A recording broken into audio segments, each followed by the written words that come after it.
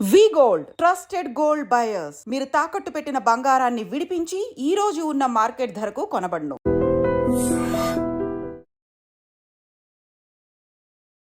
Hi hello నమస్తే, welcome back to iDream media. ఈరోజు మనతో ఉన్నారు 30 ఇయర్స్గా లా ప్రాక్టీస్ చేస్తూ ముఖ్యంగా ఇమ్మిగ్రేషన్ మనకి లాయర్గా ఉన్న రాహుల్ రెడ్డి గారు మనతో ఉన్నారు. ఈ స్టూడెంట్ వీసాకు సంబంధించి ఓపీటీ అండ్ స్టెమ్ ఎక్స్టెన్షన్ గురించి ఈరోజు ఎపిసోడ్లో మాట్లాడబోతున్నారు. మీకు ఏ డౌట్స్ ఉన్నా సరే కామెంట్ సెక్షన్లో మెన్షన్ చేయండి. దానిపై మరిన్ని సిరీస్ ఎపిసోడ్స్ రానున్నాయి. Hi sir. నమస్కారం. బాగున్నారా? బాగున్నాను sir. How are you? Good.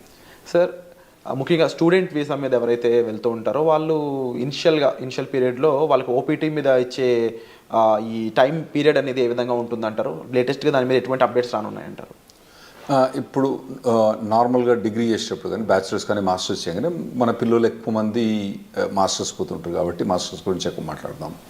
Masters degree అయిపోయిన తర్వాత వాళ్ళకు ఓపీటీ అని 1 year వర్క్ పర్మిట్ ఇస్తారండి. ఆ వర్క్ పర్మిట్ వచ్చినప్పుడు వాళ్ళు కంపల్సరీ వర్క్ చేయాలన్నట్టు. ఓకే. వాళ్ళకు ఒకవేళ జాబ్ రాకపోతే ఆ ఓపీటీ అనేది క్యాన్సిల్ అవుతుంది. వాళ్ళకు ఒక ట్రాకింగ్ సిస్టమ్ ఉంటుంది, సివిస్ ట్రాకింగ్ సిస్టమ్ అని ఉంటుంది అన్నట్టు. ఆ ట్రాకింగ్ సిస్టంలో వాళ్ళు ఇన్ఫామ్ చేయాలి, మీ ఎంప్లాయర్ ఎవరు, ఎక్కడ ఉంటున్నావు నువ్వు, ఇవన్నీ ఇన్ఫామ్ చేయాలన్నట్టు. అయితే ఆ 1 year పీరియడ్లో 90 days అన్ఎంప్లాయ్మెంట్ అలౌడ్ అండి. 90 days వరకు 90 days without employment 90 days unemployment allowed. ఒకవేళ 91 day కనుక వచ్చింది అనుకోండి, ఖతం, సివిల్ సిస్టమ్ నుంచి వన్ కిక్ అవుట్ చేసి పడేస్తారు. అంటే అతను F1 వీసా ఖతమైంది, అక్కడ ఉండటానికి వీల్లేదు. అక్కడ ఓపీటీ అన్నది అతనికి ఇచ్చిన పర్మిట్ కూడా ఆటోమేటిక్గా క్యాన్సిల్ అయిపోతుంది అన్నట్టు. సో ఈ లోపల ఇతను ఎంప్లాయ్మెంట్ తీసుకోవడం కంపల్సరీ అవుతుందండి. సో ఈ లోపు ఎంప్లాయ్మెంట్ వచ్చింది అనుకుందాము, ఆఫ్టర్ 1 year ఆ ఎంప్లాయ్మెంట్ మీద ఎటువంటి ప్రొసీజర్ ఉంటుంది? స్టెమ్ ఎక్స్టెన్షన్ అనేది కంపల్సరీ చేయించుకోవాలి. అసలు స్టెమ్ ఎక్స్టెన్షన్ ఎందుకు చేయించాలంటే?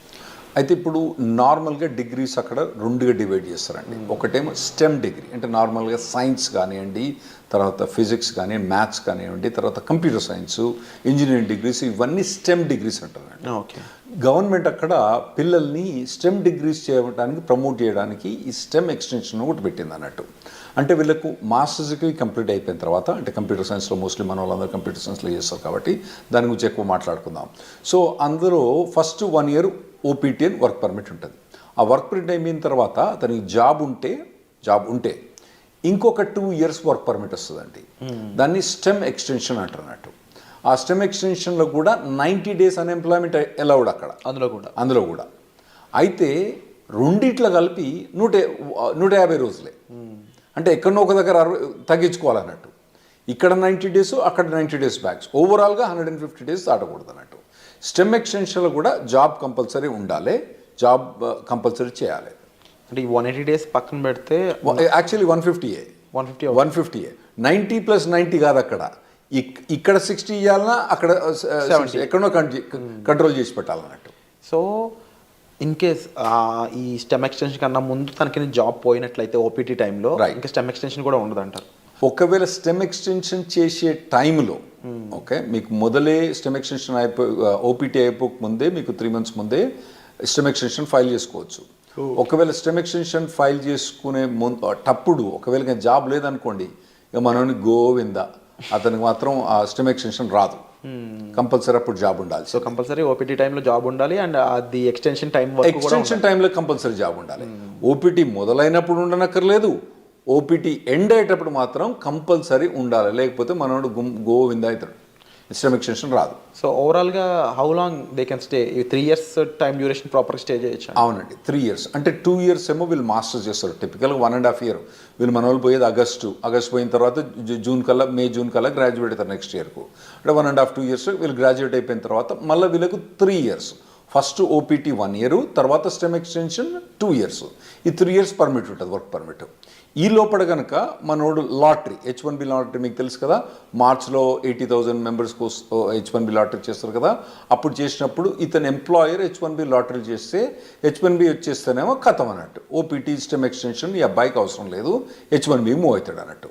ఒకవేళ రాకపోతే, అప్పుడు కూడా రాకపోతే ఇక మళ్ళా వేరే వీసా పోవడం కానీ లేదా అంటే వెనకకు రావడం కానీ అవసరం పడుతుందండి వీళ్ళకు. ఈ ఓపీటీ స్టెమ్ ఓపీటీ రెండు సిమిలర్ అనిపిస్తుంది సార్, డిఫరెన్సెస్ ఏం లేవా ఈ రెండిట్లో?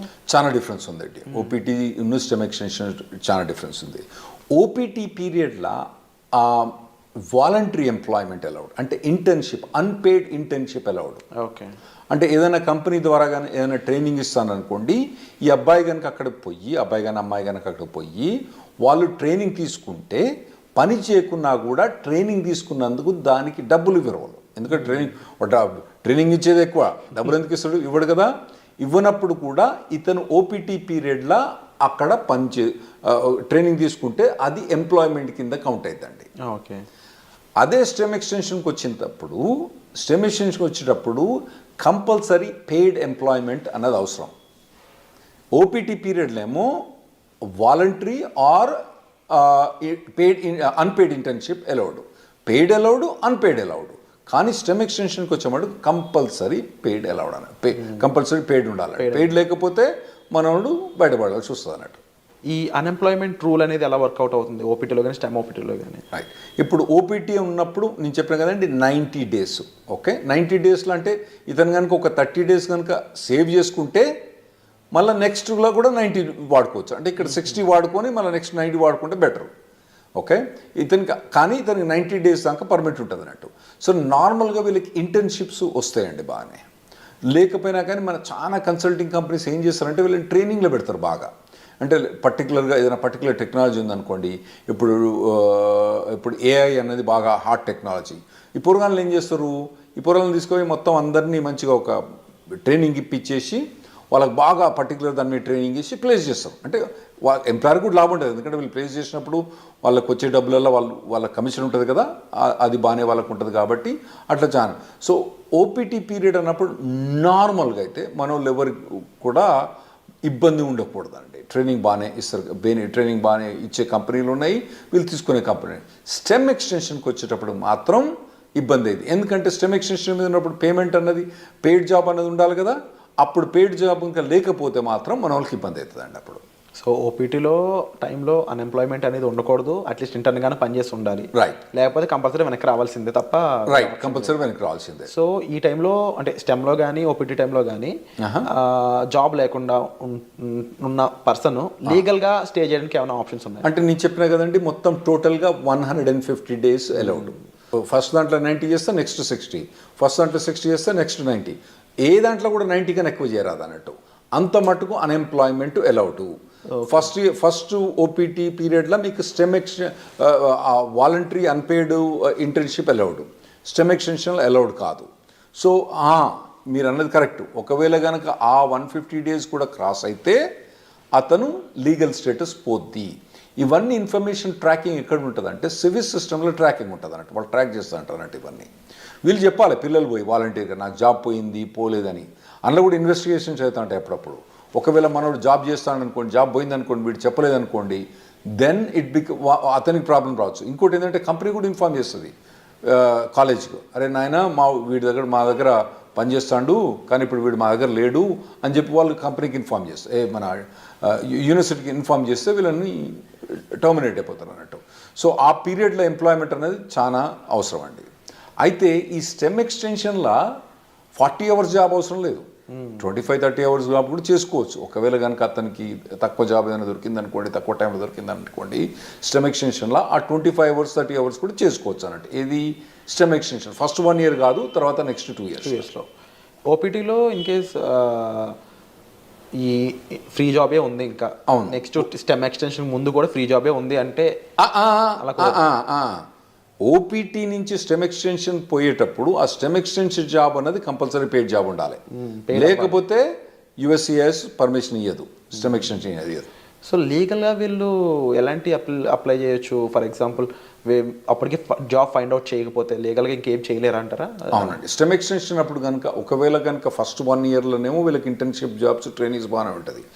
ఆ తర్వాత కనుక వీళ్ళకు ఒకవేళ కనుక పెయిడ్ జాబ్స్ కనుక దొరకకపోతే ఖతం, సో వీసా చేంజ్ అవ్వడం లాంటి ప్రొసీజర్ ఏమైనా ఫాలో అవ్వచ్చు? అవునండి, అప్పుడు వాళ్ళు B2కు చేంజ్ ఆఫ్ స్టేటస్ ఫాలో కావచ్చు, లేదంటే మళ్ళీ కాలేజ్ పోయి ఇంకో మాస్టర్స్ డిగ్రీ చేయొచ్చు, మళ్ళీ లేదంటే డాక్టరేట్ డిగ్రీ చేయొచ్చు, లేదంటే వాళ్ళకు ఒకవేళ H4 ఆప్షన్ ఉంటే H4 చేయొచ్చు, లేదా ఇండియాకి రావాలన్నా ఇండియాకి రావచ్చు, లేదా కెనడాకి పోవన్నా కెనడాకి పోవచ్చు.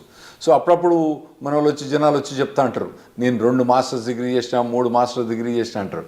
వీళ్ళు ఏంది అక్కడ 2 మాస్టర్స్ డిగ్రీ చేసింది ఎందుకు? ఆడ పోయి వాళ్ళు ఏదో మాస్టర్స్ డిగ్రీ ఇంకో మాస్టర్ డిగ్రీ ఉంటే వాల్యుయేషన్ అని కాదు. 90% ఆఫ్ ద మెంబర్స్ ఏమవుతారంటే వాళ్ళు అక్కడ ఉండటానికి వేరే మాస్టర్స్ డిగ్రీ చేస్తారు. అది ఇంకోటి మీరు అడగొచ్చు ఏంటంటే, మరి ఇంకో మాస్టర్స్ డిగ్రీ చేస్తే మళ్ళీ 3 ఏళ్ళు పర్మిట్ వస్తుందా? గ్రేస్ పీరియడ్స్ ఎలా ఉంటాయి అసలు? ఒక లెవెల్ ఆఫ్ డిగ్రీకి ఒక OPT, ఒక స్టెమ్ ఎక్స్టెన్షన్, ఇంకో లెవెల్ ఆఫ్ డిగ్రీకి ఒక OPT, ఒక స్టెమ్ ఎక్స్టెన్షన్. అంటే బ్యాచిలర్స్ డిగ్రీకి OPT స్టెమ్ ఎక్స్టెన్షన్ ఉంటుంది, మాస్టర్స్ డిగ్రీకి OPT స్టెమ్ ఎక్స్టెన్షన్ ఉంటుంది, మళ్ళీ డాక్టరేట్ డిగ్రీ ఉంటుంది. మనోళ్ళు చాలా మంది పోయేది మాస్టర్స్ డిగ్రీకి, కాబట్టి వాళ్ళు మాస్టర్స్ డిగ్రీ చేసినప్పుడు ఒక OPT, ఒకటి స్టెమ్ ఎక్స్టెన్షన్, అంటే 3 ఏళ్ళు వర్క్ పర్మిట్ ఉంటుంది. ఈ లోపల కనుక వాళ్ళకు జాబ్ పోతే వాళ్ళు మళ్ళీ వేరే మాస్టర్స్ జాయిన్ అయ్యి మళ్ళీ మాస్టర్స్ తీసుకుంటే మళ్ళీ OPT అన్నది రాదు. ఓవరాల్గా మాస్టర్స్ అనే దానికి ఒకటే మళ్ళీ మాస్టర్ చేసి ప్రతిసారి మాస్టర్ చేసినప్పుడల్లా OPT మళ్ళీ అది వస్తుందా? రాదు. అండ్ ఇన్ కేస్ జాబ్ వచ్చాక జాబ్ ఛాలెంజెస్ అనేవి ఏ విధంగా ఉంటాయి వీళ్ళకి? ఉంటాయండి, జాబ్ ఛాలెంజెస్ బాగా టఫ్గా ఉంటాయి. ఎందుకంటే వీళ్ళు నార్మల్గా కన్సల్టింగ్ కంపెనీ ద్వారా పోతారు కాబట్టి వీళ్ళకి జాబ్ డ్యూటీస్ హెవీగా ఉంటాయి, జాబ్ ఛాలెంజెస్ ఉంటాయి. నేను నార్మల్గా స్టూడెంట్స్కి ఏం చెప్తా అంటే, ఇక్కడ మీరు ఇంజనీరింగ్ చేసేటప్పుడు, ఇండియాలో ఇంజనీరింగ్ చేసేటప్పుడు మీరు ఇంటర్న్షిప్స్ చేయండి. వేరే కంపెనీస్లలో, సాఫ్ట్వేర్ కంపెనీస్లో ఇంటర్న్షిప్ చేయండి. ఇక్కడ నాకు తెలిసి ఇక్కడ చాలా software companies they are ready to take ఈ ఇంటర్న్స్ తీసుకుంటాను రెడీ ఉంటారండి. ఇంటర్న్షిప్ చేయండి, తర్వాత పర్టికులర్గా ఏ సాఫ్ట్వేర్ మీద కానీ ట్రైనింగ్ చేయండి, మోడల్ ప్రాజెక్ట్స్ చేయండి. ఇటువంటివన్నీ మీరు ఫస్ట్ ఇయర్ నుంచి చేసుకుంటే రావాలన్నట్టు. అంటే ఎలాంటి ఇండస్ట్రీస్ మోస్ట్లీ OPTని స్టెమ్ని ఎక్కువ రిక్రూట్ చేసుకుంటాయంటే? ఇప్పుడంటే మన వాళ్ళందరూ ఐటీలో పోతుండ్రు కాబట్టి IT ఇండస్ట్రీ గురించే మనకి ఎక్కువ ఉంటాయి. అంటే వేరే ఇండస్ట్రీ అంత మెచ్యూర్ కాలే. ఇప్పుడు వేరే మెకానికల్ ఇంజనీర్ కానీ, సివిల్ ఇంజనీర్ కానీ వీళ్ళకి పోతే వీళ్ళకు OPT మీద జాబ్ కానీ, మెకానికల్ ఇంజనీర్ వాటి మీద OPT స్టెమిషన్ చాలా కష్టమైంది అబ్బాయిలకు వాళ్ళకు. అదే ఐటీలో పోయిన వాళ్ళకి ఏంటంటే వీళ్ళకి ఒక పాత్వే ఉన్నది ఆల్రెడీ. చాలా మటుకు జాబ్ ఆపర్చునిటీస్ బాగానే ఉన్నాయి. కాకపోతే మన పిల్లలు ఏం చేయాలంటే మొదటి నుంచే వీళ్ళు ట్రైన్ కావాలి. ఏదైనా పర్టికులర్ టెక్నాలజీ ఎంచుకొని వీళ్ళు ఫస్ట్ ఇయర్ బ్యాచిలర్స్ డిగ్రీ కానీ, సెకండ్ ఇయర్ బ్యాచిలర్స్ డిగ్రీ కానించి అప్పటి నుంచి ఏదైనా టెక్నాలజీ ఎంచుకొని పోవాలి. తర్వాత ఏంటంటే మధ్యలో టెక్నాలజీ చేంజ్ అయిందనుకోండి, చేంజ్ కావాలి దానికి టెక్నాలజీ. ఎందుకంటే టెక్నాలజీ ఎంత ఫాస్ట్గా చేంజ్ అయిందంటే, ఆర్టిఫిషియల్ ఇంటెలిజెన్స్ ఏంటంటే 3 ఏళ్ల కింద దాని పేరేం లేదు, నవిడియా పేరేం లేదు. ఇప్పుడు అది number 1 company in the world అయిపోయింది. సో అట్లా టెక్నాలజీస్ అన్ని ఇప్పుడు అందరూ ఎవ్వరు కూడా ఆర్టిఫిషియల్ ఇంటెలిజెన్స్ అంటున్నారు అన్నట్టు. కొన్ని కంపెనీస్ పనిచేస్తూ చెప్తారు, మాకు అసలు ఆర్టిఫిషియల్ ఇంటెలిజెన్స్ అవసరం లేదు, కానీ మా కంపెనీలో ఎందుకు హైర్ చేస్తున్నారో లేదు, వాడు రెజ్యూమ్ మీద ఆర్టిఫిషియల్ ఇంటెలిజెన్స్ బెటర్, వానికి ఒక ఏదైనా కోర్స్ కానీ, ఏదైనా ఒక 5 months ఎంప్లాయ్మెంట్ కానీ, ఇంటర్న్షిప్ కానీ ఉంటే తీసేసుకుంటారు మా దగ్గర అని చెప్తాను వాళ్ళు. సో అటువంటి హాట్ టెక్నాలజీస్ ఉన్న వాళ్ళు వీళ్ళు చూస్ చేసుకోవడం బెటర్. కాకపోతే కొద్దిగా మొదటి నుంచి కూడా ఒకవేళ, ఎందుకంటే ఇప్పుడు AI అంటున్నారు, అంతకుముందు డేటా సైన్స్ అన్నారు, రేపు ఇంకోటి అంటారు. సో ఇటువంటి ఏ ఒక్క టెక్నాలజీ కూడా ఒక పర్సన్ ట్రైన్ అయితే ఆ టెక్నాలజీ మారినప్పుడు ఈజీగానే అడాప్ట్ అయిపోతారు. నువ్వు ఉట్టిగానే కూర్చొని 4 ఏళ్ళు ఏం పని చేయకుండా, ఆ తర్వాత నువ్వు మాస్టర్స్ డిగ్రీ చేసేటప్పుడు కూడా ఏం ట్రైనింగ్ తీసుకోకుండా చక్కగా నువ్వు పోయి మాస్టర్ డిగ్రీ అయిపోయిన తర్వాత నువ్వు OPTకి పర్మిషన్ ఇచ్చి ఆడ పోయి జాబ్ ఏమంటే అప్పుడు కష్టమైంది. ఇప్పటి నుంచి మీరు బిల్డప్ చేసుకుంటూ పోవాలన్నట్టు. ఇవి చాలా కాంపిటేటివ్గా ఉంటాయి OPT స్టెమ్లో కూడా. అట్ ది సేమ్ టైం మీరు ఈ డౌన్ టర్న్స్, ముఖ్యంగా లే ఆఫ్స్ కానీ అవి ఎంత ఇంపాక్ట్ చేస్తాయంటారు OPT వాళ్ళని? బాగుంటాయి, OPT మీద ఇంపాక్ట్ బాగుంటుంది. ఫస్ట్ ఒకటి మీరు అర్థం చేసుకోవాలి, శాలరీస్ ఎట్లున్నాయి వీళ్ళవి. US శాలరీస్ 80 లక్షలు 90 లక్షలు. ఏది OPT స్టెమ్ ఎక్స్టెన్షన్ కూడా 80 లక్షలు 90 లక్షల నుంచి మొదలైతే వాళ్ళకి శాలరీస్. సో మనకి ఇక్కడ ఇండియాలో ఏంది, మీరు పెద్ద కంపెనీలు పోయినా అనుకోండి, అది వెరీ సర్ప్రైజ్. గూగుల్ అటువంటి కంపెనీస్లలో, అంటే నేను పర్టికులర్ గూగుల్ అని చెప్పాను, వేరే కంపెనీస్లో శాలరీ చూస్తే వాళ్ళకి ఏంది నెలకు 30,000, నెలకు 25,000, అంటే దాదాపుగా 4 లక్షలు 5 లక్షల ప్యాకేజ్ కూడా మా ఎక్కువ ఇక్కడ. ఏది ఎంట్రీ లెవెల్లో అక్కడ 80 లక్షల నుంచి 90 లక్షల దాకా ప్యాకేజ్ ఉంది అక్కడ. అయితే అట్లా ప్యాకేజ్ ఉన్నప్పుడు ఇక్కడ వీనికేమో 5 లక్షలు వస్తా అంటే నీకు ఆడేమో 80 లక్షలు ఇస్తాను అంటే నీ పెర్ఫార్మెన్స్ ఎట్లా ఉండాలి? You have to be at least 10 times better than the guy who's working here. నువ్వు ఉన్నావా లేదా 10 times? లేనప్పుడు నువ్వు షార్ప్నెస్ స్కిల్ చేసుకోవాలి. నువ్వు అట్లా ఆలోచించాలి. ఇక్కడ వచ్చినానికేమో 5 లక్షలు, నీకేమో 80 లక్షలు. అంటే నీది కనీసం 10 రెట్లు ఎక్కువ ఉండాలి నీ పెర్ఫార్మెన్స్. అంటే 10 రెట్లు ఎక్కువ ఉండాలంటే నువ్వు షార్ప్ పని చేసుకోవాలి. Unit be fit for it. అక్కడ పోయి నేను మాస్టర్స్ అయిపోయిన తర్వాత అప్పుడు నేను నేర్చుకుంటా అంటే ఇప్పుడున్న పరిస్థితిలో మాత్రం నడవదు. 100% కరెక్ట్ సార్. డెఫినెట్లీ మీరు చెప్పిన విషయాలన్నీ కూడా. అండ్ ముఖ్యంగా ఓపీటీ స్టెమ్లో స్టూడెంట్ సిచ్యువేషన్ ఏ విధంగా ఉంటుంది, టైం పీరియడ్ ఎలా ఉంటుంది, గ్రేస్ పీరియడ్స్ అండ్ రాకపోతే ఏంటి పరిస్థితి, ఈ విషయాలన్నీ విన్నారు కదా.